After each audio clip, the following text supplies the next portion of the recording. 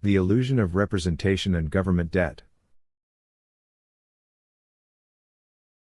1. The burden of taxes and debt. Did you know that your true tax rate could be 122%? That's right, what you're paying now is only a fraction of the total cost. Stay tuned to learn why your government debt is spiraling out of control. In the United States, the concept of a government by the people implies that citizens have the power to determine how much they should contribute to public services through taxation. However, the reality is far more complex. The question you should ask yourself is, how much of your earnings should go toward government functions, after accounting for the necessities of life, housing, utilities, food, transportation, and healthcare? What percentage is fair to you and to all taxpayers? You can select any number you deem appropriate, 5%, 20%, 50%, or more, based on what you believe is a just contribution to the government's budget. Once you've identified this number, it's crucial to examine the actual tax obligations you face, which extend beyond what is directly collected. The hidden costs lie in government spending and borrowing, which will eventually be passed on to you through interest. Your total tax burden, therefore, is not merely about what the government collects now but also about what they borrow for future repayment. Footnote: the true tax burden involves both direct and indirect costs, including those associated with government borrowing. 2. Government spending and your tax obligation. To understand the scale of your tax responsibility, consider that in 2013, the per capita government expenditure in Los Angeles was approximately $27,000. If there are 2 taxpayers per household, this translates to roughly $22,000 per taxpayer in income. With that in mind, the percentage of your income that would match the government's total spending obligations is a staggering 122%. This figure reflects not just taxes but also government borrowing, with the debt being passed on to you through future obligations and interest.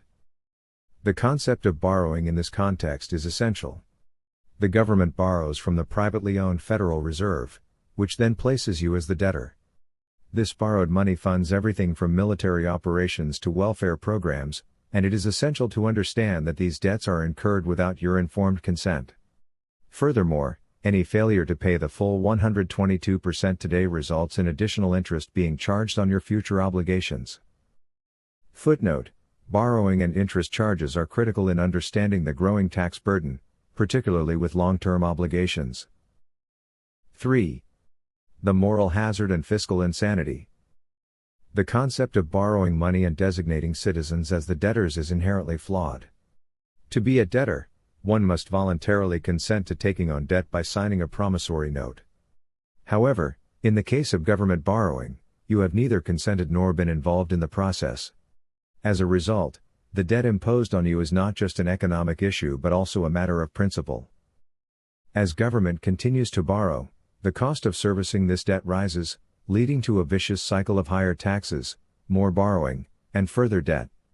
Many countries, such as those in Europe, have experienced severe austerity measures as a result of similar fiscal policies.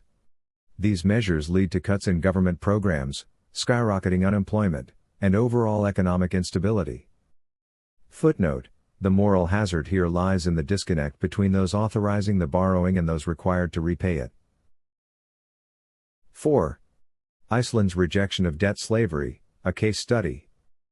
In contrast to the growing debt crises in various nations, Iceland provides a noteworthy example of what happens when a nation rejects its financial enslavement. After the global financial crisis, Iceland refused to honor the debt incurred by corrupt banks and their government collaborators.